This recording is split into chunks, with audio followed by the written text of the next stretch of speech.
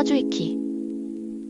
그리고 마지막 소식인데요. 저희 선릉역 사무실이 7월 중에 종로로 이사갈 예정입니다. 여기 7층인데요. 지금 여기 이 사무실에서는 최대 6명까지만 수업을 받으실 수 있었는데, 그것도 엄청 꾸겨 넣어서 6명까지 수업을 받으실 수 있었는데, 종로에서는 이 24인 강의실과, 제가 사진은 못 찍어 왔는데 40인 강의실이 있고요. 이렇게 빔 프로젝터와 개인 컴퓨터가 제공됩니다. 이게 칠판에 판서하는 식으로 수업을 진행하진 않을 거고요. 굉장히 현대적인 방식으로 각자 제가 만든 사주 프로그램을 돌리면서 실습해보는 방식으로 진행해 보려고 합니다. 제가 MZ세대 명리학자로서 역학계의 젊은 피를 좀 수혈하는 징검다리 역할을 해보려고 합니다. 7월 중에 무료 공개 강의 예정이 있으니 사주이키 유튜브 구독하시고 꼭 소식 받아보시기 바랍니다.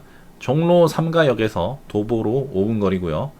지금 현재 진행하는 수업 내용은 육효, 풍수, 수지침, 관상, 기문, 성명학 강의가 이미 있고요. 점성술, 타로, 가능하면 오주계까지 제가 한번 추가해 보도록 하겠습니다. 지금 이외에도 저랑 함께 하실, 같이 강의하실 선생님들 모집하고 있으니까 웬만하면 30대 분으로 지원을 해주시면 좋겠네요. 안녕하세요. 사주이키의 송성엽입니다. 오늘은 새로 만든 오주계 전법 챗GPT 사용법과 기본 개념, 공부 방법까지 알려드리겠습니다. 제가 예전 영상에서 신입 선생님들은 명리학 하나, 전복학 하나 쓸 줄 알아야 철학관 차려서 먹고 살 수 있다는 이야기를 드렸었는데요. 오주계는 사주만 볼 줄 알면 바로 쓸 수 있는 점술입니다. 사주 배우고 별도로 타로까지 공부하기 싫으신 분들, 당장 수입이 필요하신 분들은 오주계를 활용하시면 제일 빠른 속도로 철학관 개업이 가능합니다. 속도 외에도 오주계의 장점이 하나 더 있는데요. 60간지로 보는 점술이기 때문에 명리학과 전복학을 명확하게 구분할 수 있게 되는 효과도 있습니다. 사실 사주랑 타로를 따로 배우신 분들은 사주도 점이고 타로도 점이다 이렇게 생각하시는 분들이 많은데요.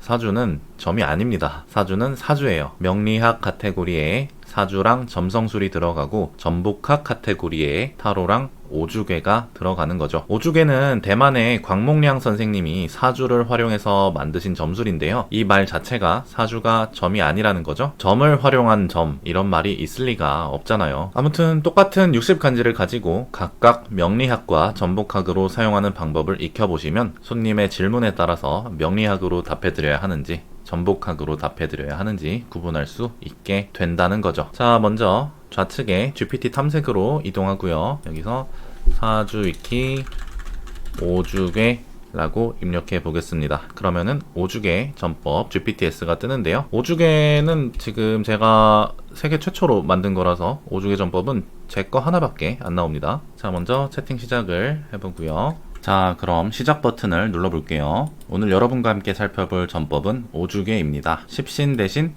오신만 사용합니다 라는 게 나오죠. 먼저 질문을 하나 입력을 해볼게요. 제가 우크라이나의 4번 동사를 갖다가 제 짝을 만난 것 같습니다. 그런데 그 여성분은 한국으로 이민 오시는 것을 부담스러워 하십니다. 그래서 말인데 제가 우크라이나로 이민을 갈 수 있을까요?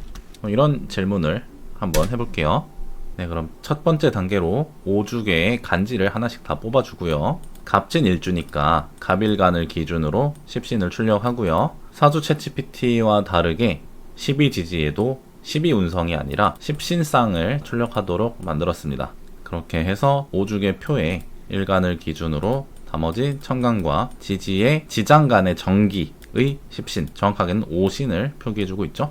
오신은 비겁, 식상, 재성, 관성, 인성 이런 걸 말하는 거예요. 그래서 한번 체크를 해보면은 갑이 목이니까 목극토하면서 재성이고, 목극토하면서 재성이고, 수생목하니까 인성이죠. 얘네 다 수생목. 오는 목생화니까 식상이고요. 여기도 목생화니까 식상이고, 금극목이니까 관성이죠. 아무튼 이 십신이 아니라 비식재관인인 오신만 표기할 수 있는 것이 바로 오주계의 장점인데요. 오주계는 약식으로 봐도 상관이 없다는 거죠. 명리학을 요만큼 배웠으면은 요만큼의 법칙만 적용하시면 되고, 명리학을 다 배우셨으면은 명리학의 법칙을 다 적용하시면 됩니다. 이게 무슨 말이냐면은 명리학에는 법칙이 있기 때문에 그 법칙을 어기면 안 돼요. 법칙이니까요. 근데 오주계는 전복학이기 때문에 법칙이 아니라 규칙이 있는 겁니다. 그리고 그 규칙은 여러분들이 마음대로 설정하셔도 사실 상관은 없어요.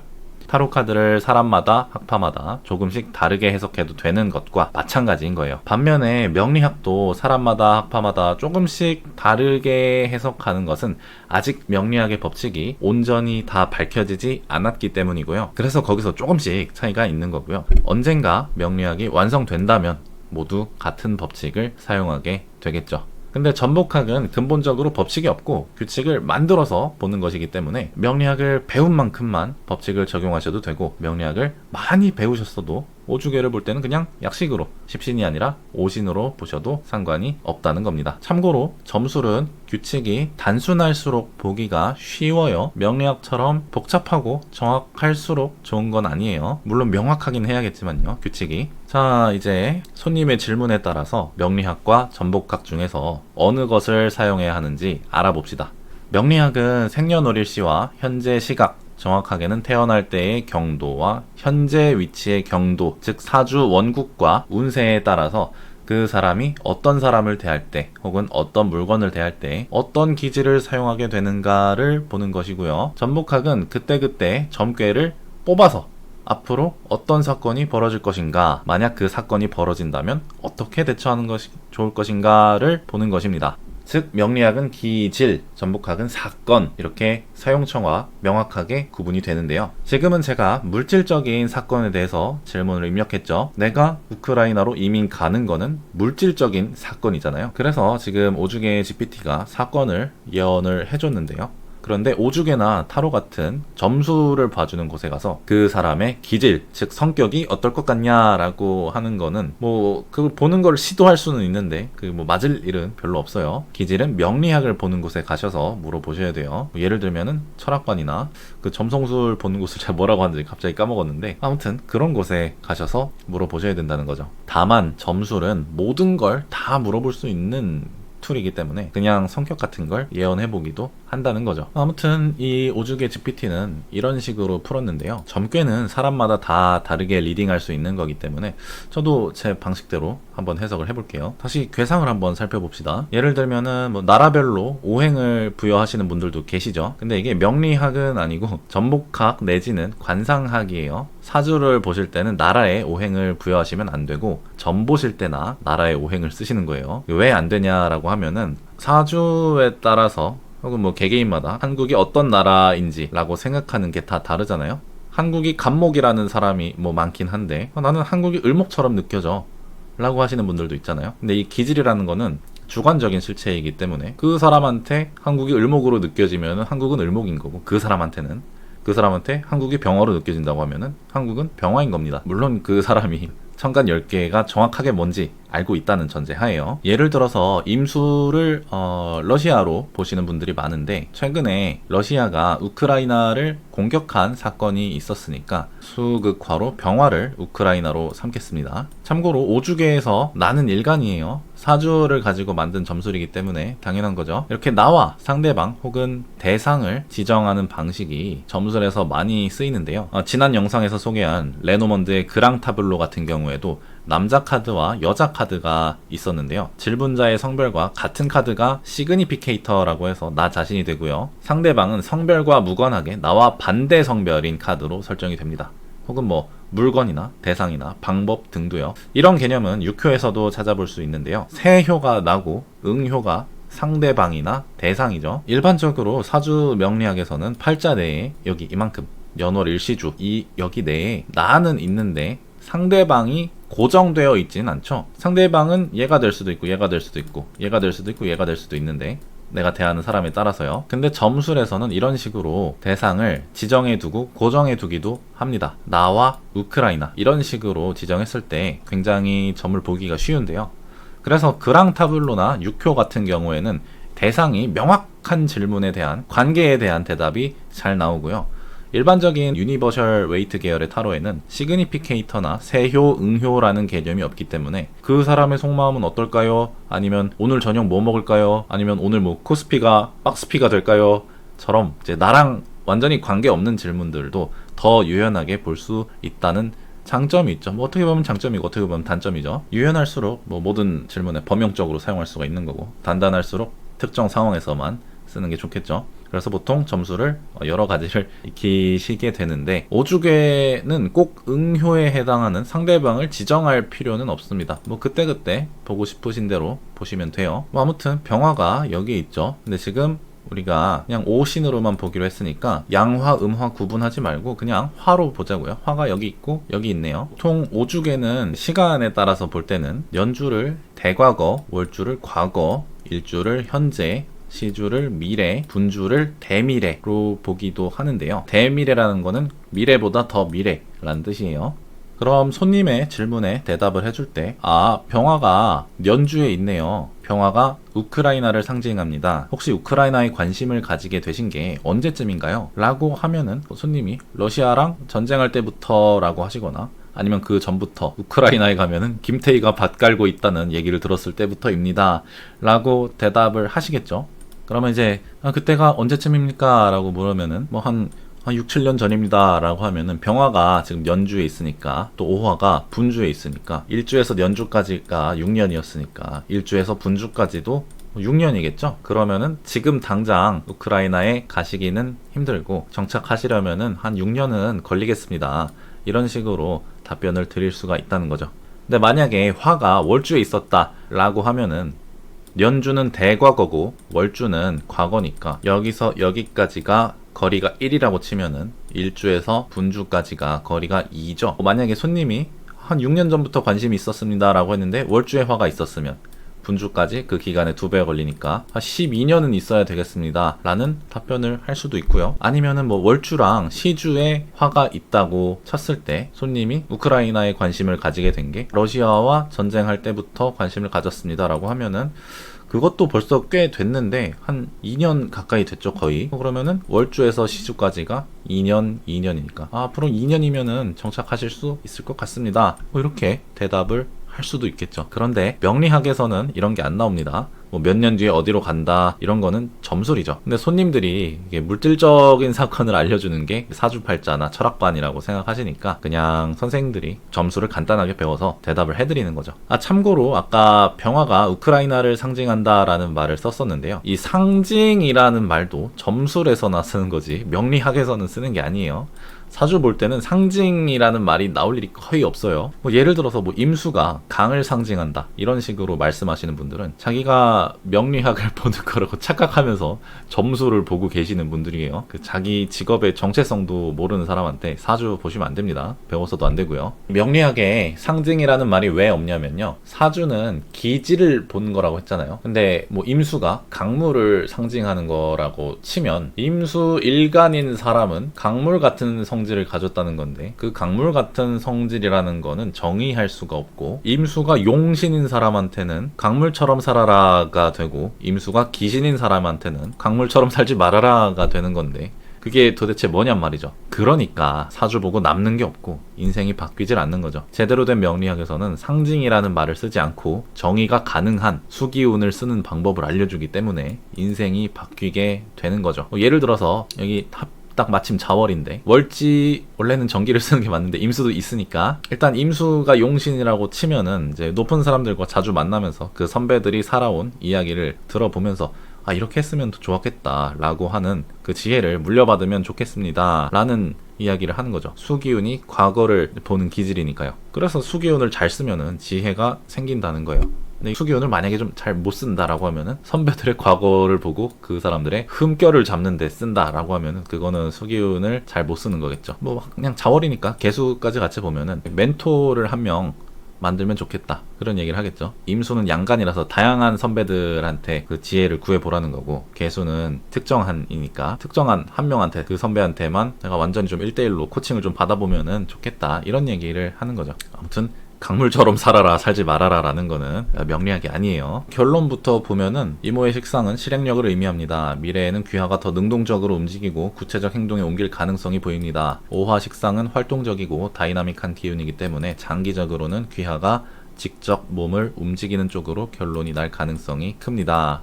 그래서 뭐 아직까지는 구체적인 결단보다는 준비 단계임을 나타냅니다. 곧장 행동에 옮기는 상황은 아니지만, 제가 지금 이거 안 읽고 제가 나름대로 해석한 건데 대충 비슷하게 나왔죠. 이게 사주 팔자를 활용한, 그러니까 간지의 상생상극으로 보는 거기 때문에 대충 비슷하게 나옵니다. 이민은 귀하의 삶에서 매우 의미 있는 계획이 될 수 있지만 시기적으로는 아직 더 준비가 필요한 단계입니다. 즉흥적인 결정은 피하고 관련 법률, 재정적 준비, 현지 적응력 등을 면밀히 검토해야 성공 확률이 높아질 것으로 보입니다. 다행히도 실행력이 강화될 전망입니다. 장기적 플랜으로 접근해보세요. 혹시 이민 외에 연애운이나 그 여성분과의 관계도 더 보고 싶은가요? 보통 남자분들은 이 여성분과의 관계를 잘 안 묻습니다. 보통 그래요.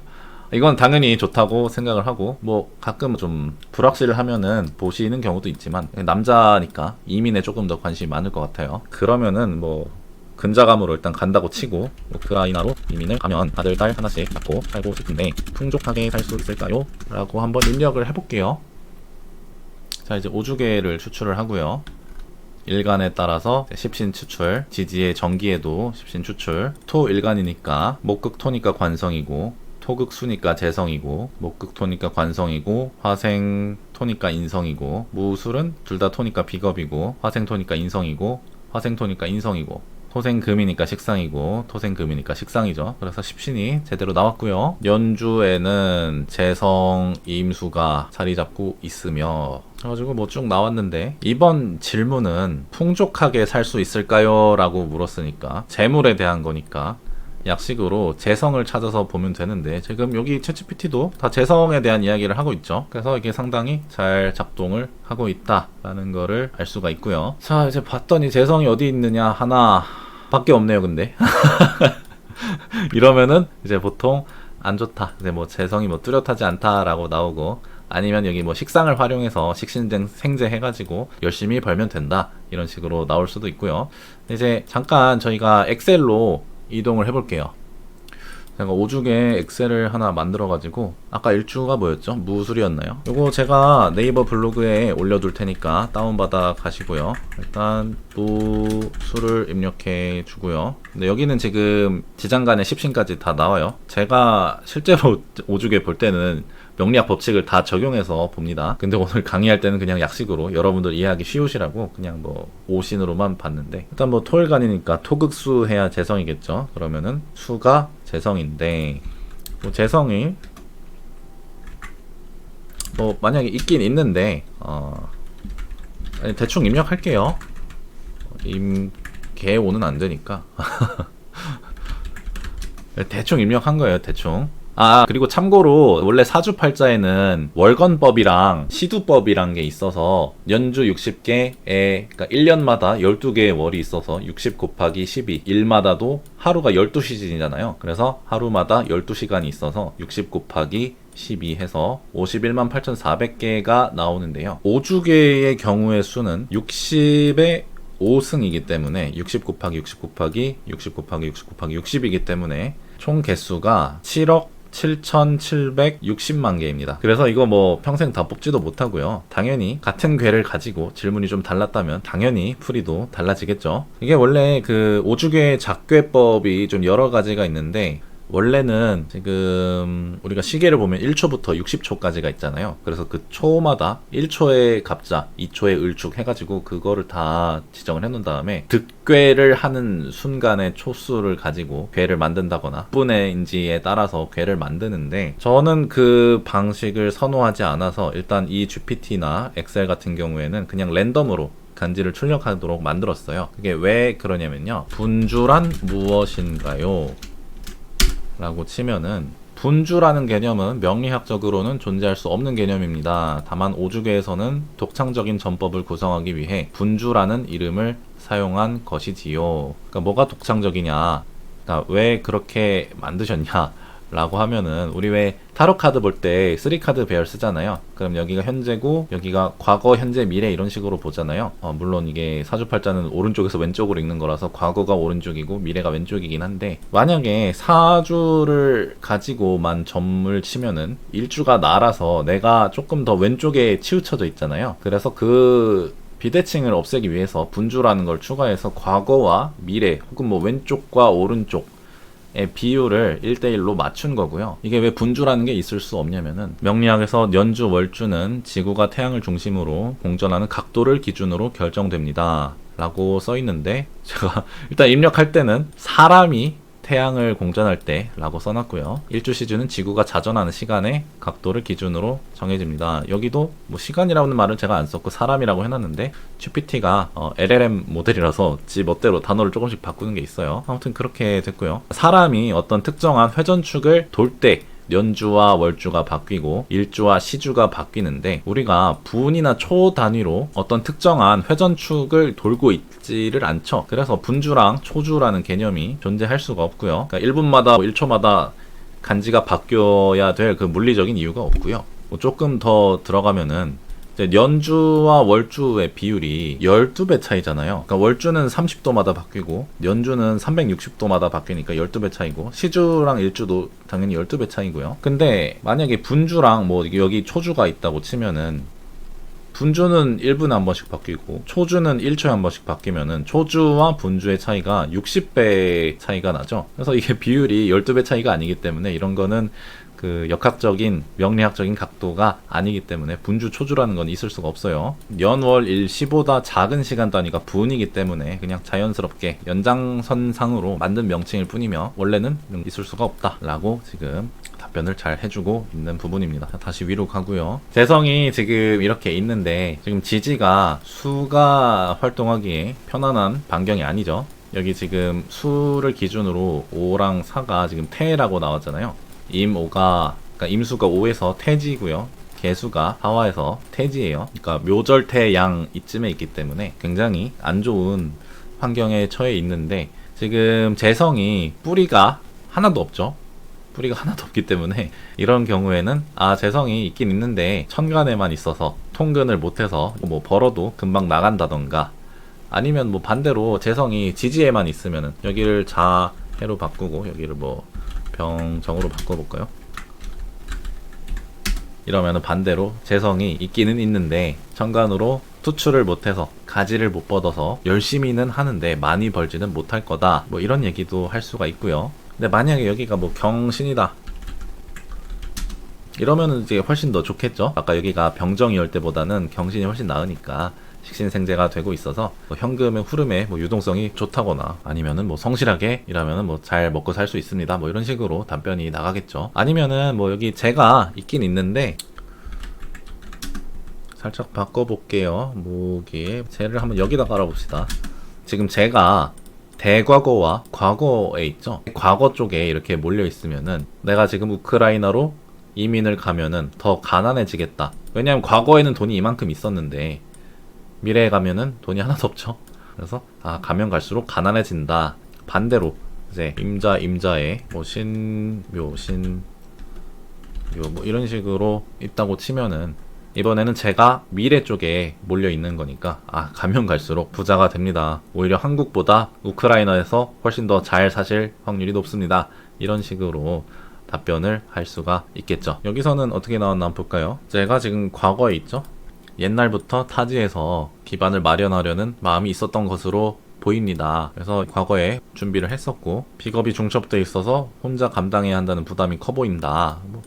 뭐 이런 식으로 해석을 하는 경우는 잘 없긴 한데 아무튼 뭐 천간과 지지에 풍부하게 자리 잡고 있는 식상과 재성이 이를 보완하고 있습니다. 되게 좀 긍정적으로 해석을 해서 이걸 좀 풍족하다고 해줬나 봐요. 그리고 지금 식상을 자녀로 봐서 아이들을 잘 낳을 거다 이런 식으로 답변을 해놨어요. 원래 남자한테는 그 식상을 자녀로 보지는 않고 음일간 여성분 입장에서 상관이 있으면 그거를 자녀운으로 보긴 하죠. 근데 이제 육친론 말고 그냥 육친론은 오운이라는 걸 기반으로 만들어진 이론이고 천간합을 가지고 만들어진 이론이고 오행상생으로 만들어진 게 십신론이거든요. 초보자분들이 잘 이렇게 구분을 못 하시는데 아무튼 오행상생으로만 보면은 부모님이 자녀의 길을 살려주니까 식상도 정확하게는 식신도 뭐 자녀다 이렇게 보기도 해요.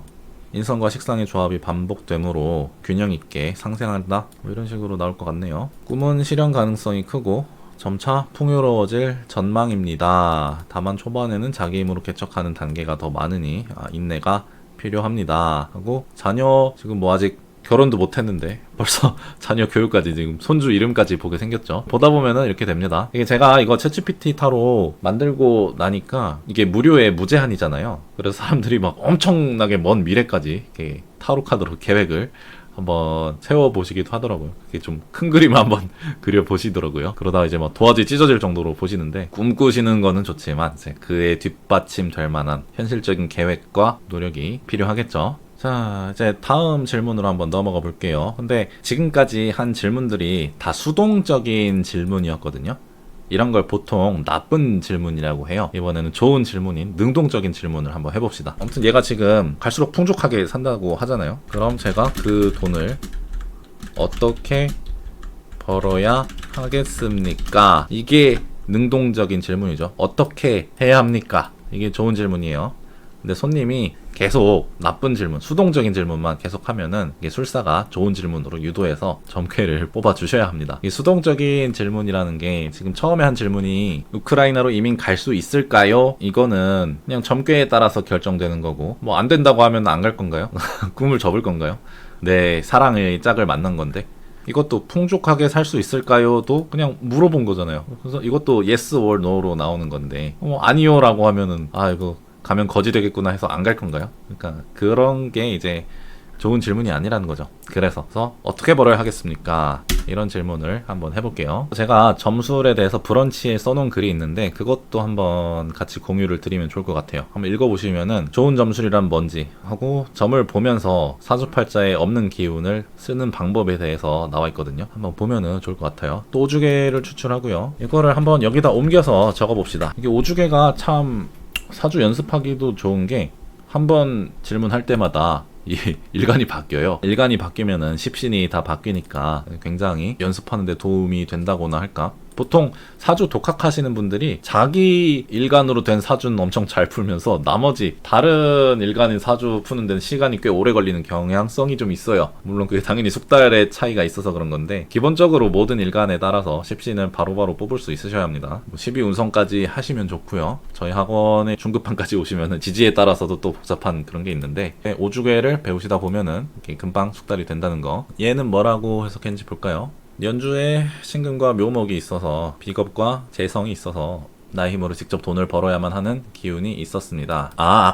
얘가 아까 그 무진일주였나요? 무술일주였나? 그거 해석할 때 비겁이라서 뭐 어쩌고저쩌고 해석을 했던 게 비겁으로 봐서 그런 것 같네요. 원래 비견겁제 구분하면은 그런 식으로 해석이 안 나와요. 근데 뭐 어차피 이거는 명리학이 아니고 오주계라는 점술이니까 큰 상관은 없습니다. 존재함으로 나 본래 돈과 인연이 꽤 있는 편이었지만 비겁에 압도해 혼자서 자력으로 개척하는 일이 많았을 가능성이 큽니다. 얘가 지금 딱 연주만 봐서 그런 얘기를 하는 것 같아요. 신묘만 보면은 신이 묘를 이렇게 누르고 있으니까 그런 얘기를 하는 거고요. 근데 이제 오주계를 조금 더 다채롭게 풀고 싶으시면은 이렇게 요 옆에도 같이 보셔야겠죠.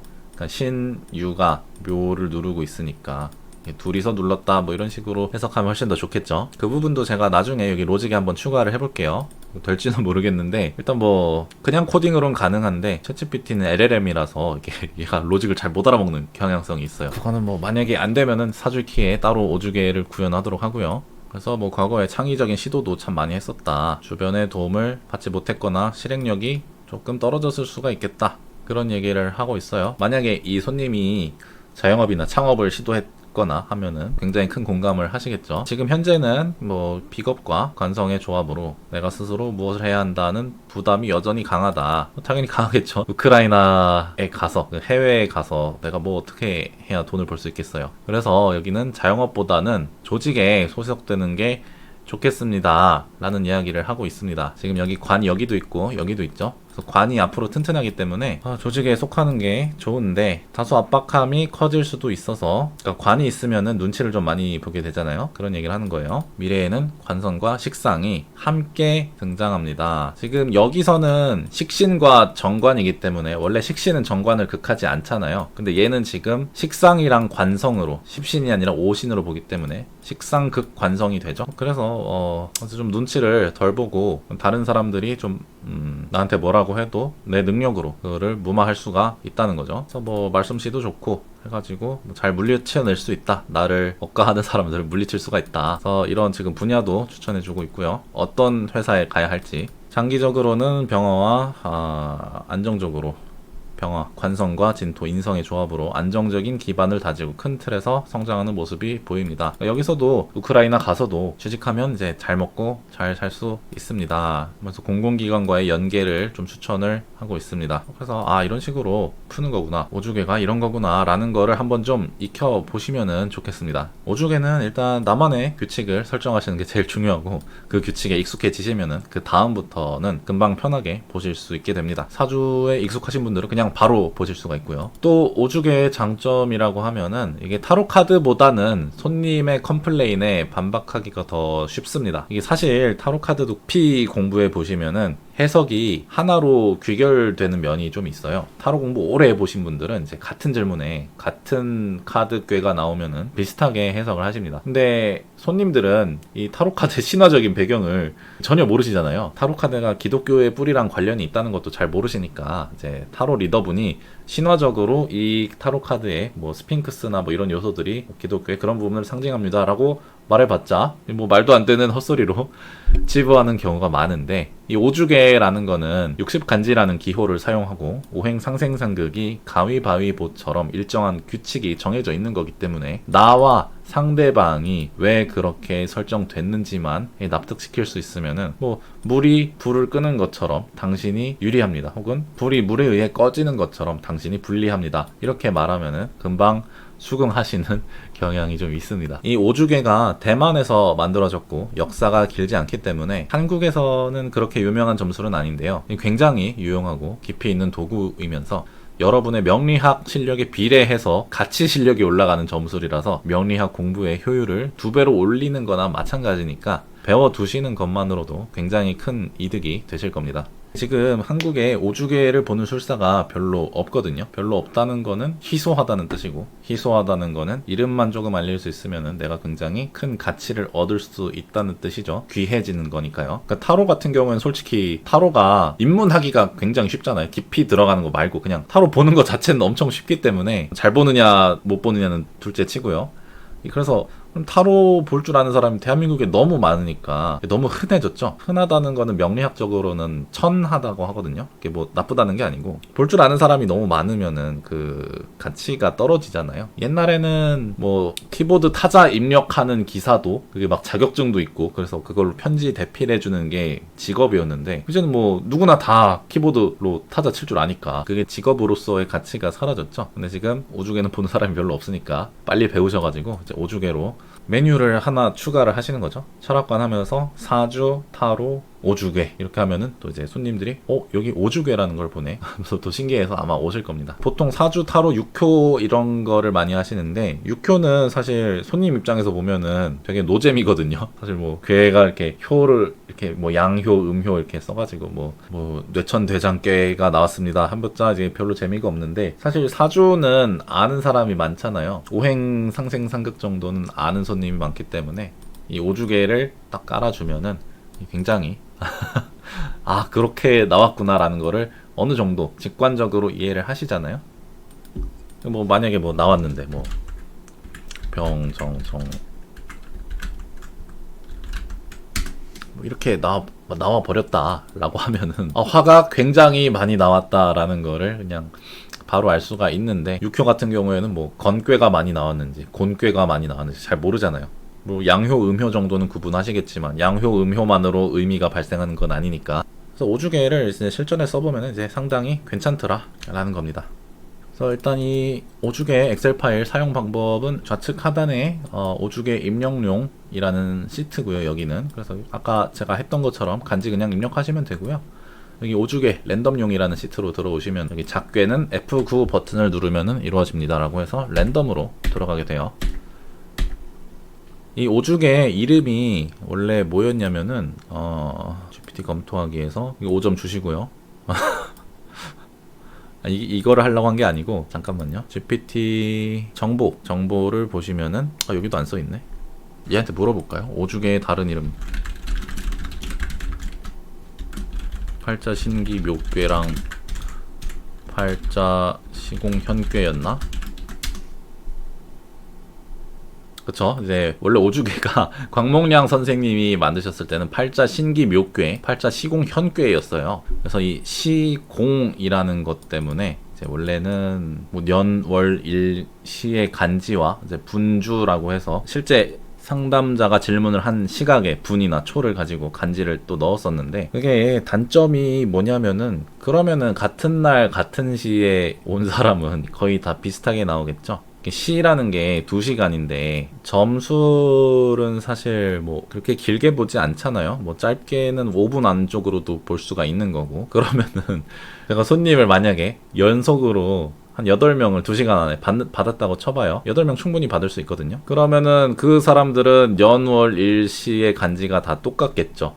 분만 조금 다른 건데, 그러면은 비슷한 질문하면 비슷한 답변이 다 나온단 말이죠. 물론 그 질문 유형은 다 다르겠지만, 제가 그래서 그런 거를 별로 마음에 들어 하지 않아요. 작괴라는 거는, 득괴라는 거는 그 순간에서 딱 뽑아서 하는 게 좋기 때문에, 그래서 그냥 랜덤으로 만들어 놨고요.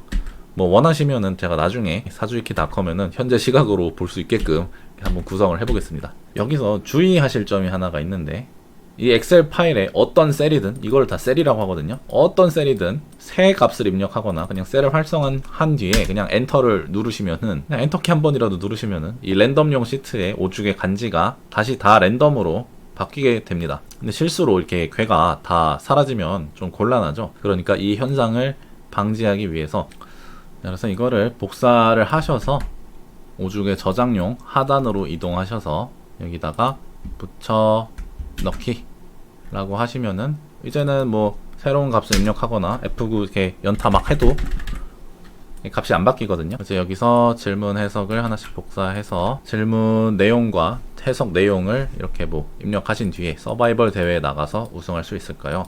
하고, 해석은 여러분이 이제 직접 하셔서 여기다가 쭉 달아주시고요.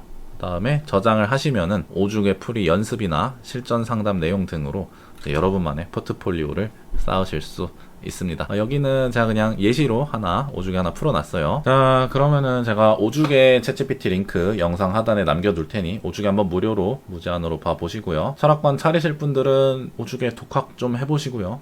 아까 말씀드린 브런치 링크도 하나 드릴 테니까 꼭 읽어보시고, 뭐 정 어렵다 하시면은 과외 받으러 오세요. 사주 볼 줄 아시면은 진짜 금방 배우는 게 오주계입니다. 제가 전복학 강의는 유튜브에 처음 올려보는 것 같은데요. 이제 오프라인에서는 타로 6호 다 가르치고 있습니다. 사주이키닷컴에도 이제 명리학의 모든 법칙이 적용된 오주계 기능을 구현해 보도록 하겠습니다.